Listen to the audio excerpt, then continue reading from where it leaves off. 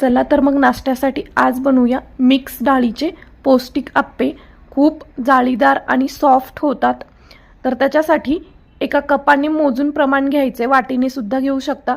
3 cup तांदूळ घेतलाय, 1 cup हरभरा डाळ, 1 कप उडीद डाळ, 1 कप मूग डाळ आणि 1 चमचा मेथीदाणे घातलेत।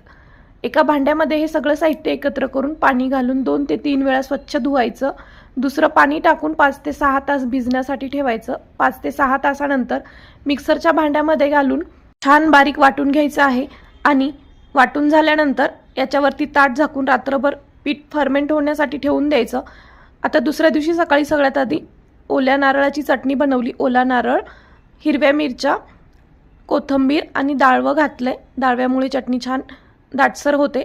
नंतर त्याच्यात थोडीशी साखर, मीठ, दही आणि पाणी घालून बारीक वाटून घेतलं आणि वरतून तडका सुद्धा दिला।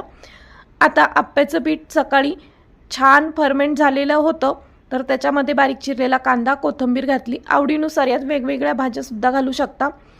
त्यात चवीनुसार मीठ घालून मिक्स केलं। थोडंसं पाणी सुद्धा घातलं, पीठ घट्ट वाटत होतं म्हणून। आप्पे पात्राला तेल लावून त्यात हे पीठ टाकलं आणि झाकण ठेवून गॅसच्या स्लो फ्लेमवरती खालच्या साईडने खरपूस आप्पे भाजून घेतले। नंतर साईड पलटी करून थोडंसं तेल सोडलं आणि दुसऱ्या साईडने सुद्धा छान खरपूस भाजून घेतले। तयार झालेले आहेत मिक्स डाळीचे पौष्टिक आप्पे।